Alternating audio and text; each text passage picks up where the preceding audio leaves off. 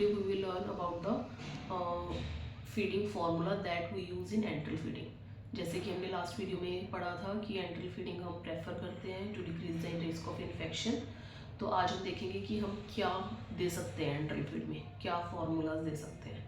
वैसे मार्केट में around 400 to 500 feeding formulas available हैं, पर उसमें मेन कंसर्न क्या है हर फीडिंग फार्मूला में, उसमें हम दो चीज़ें देखते हैं कि एक तो उनकी कैलोरिक डेंसिटी क्या है एंड उनकी ऑस्मोलैरिटी क्या है। कैलोरिक डेंसिटी क्या होती है कि कितनी एनर्जी हमें मिलेगी from 1 ml of the solution. तो ये क्या होता है, ये लिक्विड फॉर्म में सॉल्यूशन अवेलेबल है इन द मार्केट और इनकी एनर्जी पर ml 1 किलो कैलोरी भी हो सकती है, 1.5 किलो कैलोरी भी हो सकती है, 2 किलो कैलोरीज भी हो सकती है। तो इस बेसिस पे हमने लो किलो कैलोरी सॉल्यूशन और high kilo calorie solution divide किया है।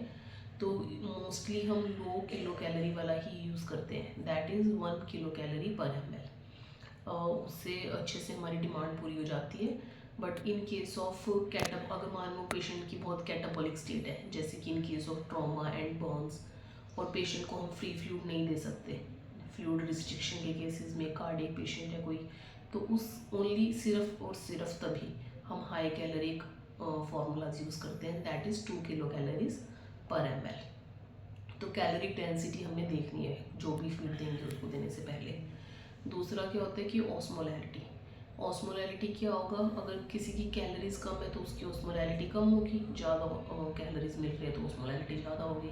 जो 1 किलो कैलोरी पर ml वाला सॉल्यूशन है उसकी ऑस्मोलैरिटी ऑलमोस्ट सिमिलर है टू द प्लाज्मा, तो उसमें एब्जॉर्प्शन बेटर होती है।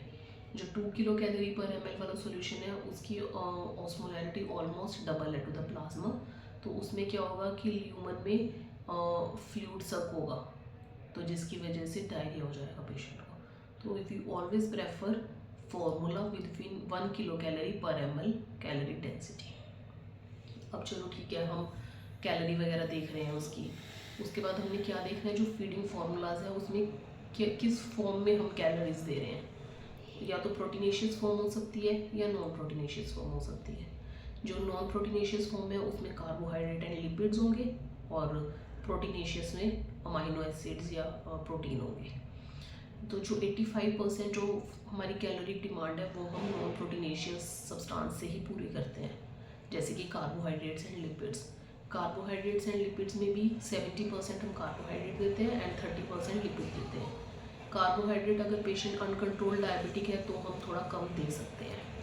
कार्बोहाइड्रेट में हम क्या देते हैं, पेशेंट को फाइबर्स देते हैं। फर्मेंटेबल फाइबर्स होते हैं, नॉन फर्मेंटेबल फाइबर्स होते हैं। फर्मेंटेबल फाइबर्स क्या होते हैं, वो फाइबर्स होते हैं जो हमारी कोलोनिक बैक्टीरिया से फर्मेंट होकर फैटी एसिड्स बना देते हैं और एब्जॉर्ब हो जाते हैं। नॉन फर्मेंटेबल होते हैं जो डिग्रेड नहीं हो पाते और ल्यूमन में ही रहते हैं। These carbohydrates are benefit in case of constipation, क्योंकि वो ल्यूमन में रह के बल्क ऑफ स्टूल बढ़ा देते हैं, वाटर एब्जॉर्प्शन करते हैं, उसकी वजह से भी बल्क ऑफ स्टूल बढ़ता है और पेशेंट का कॉन्स्टिपेशन रिलीव हो जाता है। फैट्स में हम क्या दे सकते हैं पेशेंट को, फैट्स में हम ऐड कर सकते हैं पॉली अनसैचुरेटेड फैटी एसिड्स। उसमें हम क्या होता है, या तो हम फिश ऑयल दे सकते हैं या vegetable oil, but fish oil is always preferred over the vegetable oil. Vegetable oil से क्या होता है, वो इन्फ्लेमेटरी मेडिएटर का प्रिकर्सर है, तो इन्फ्लेमेशन बढ़ जाती है, तो इसलिए हम फिश ऑयल देते हैं जिसमें ओमेगा 3 फैटी एसिड्स होते हैं and that is very much beneficial for our health. और नेक्स्ट हम प्रोटीन देते हैं। प्रोटीन हम कैसे दे सकते हैं, हम पॉलीमेरिक चेन की फॉर्म में दे सकते हैं, एलिमेंटल अमाइनो एसिड्स दे सकते हैं। अब जो पॉलीमेरिक प्रोटीन्स होते हैं वो क्या होते हैं, वो लॉन्ग पेप्टाइड्स होते हैं जो कि हमारी गट बैक्टीरिया से डिग्रेड होकर अमाइनो एसिड में कन्वर्ट होते हैं।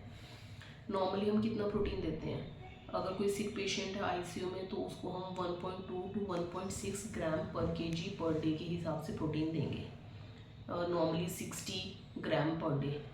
बट कुछ पेशेंट्स को ज़्यादा, जिनकी कैटाबॉलिक स्टेट है तो उनको ज़्यादा प्रोटीन भी देना पड़ सकता है, उस केस में हम अराउंड 20% एक्स्ट्रा प्रोटीन दे देते हैं पेशेंट को। Last one is conditionally essential elements.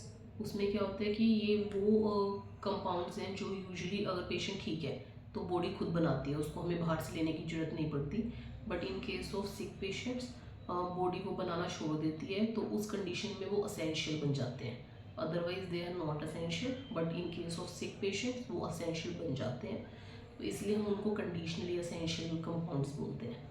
इसमें क्या क्या आता है, आर्जिनिन एंड कार्निटिन, वो भी हमें पेशेंट को बाहर से देना होता है।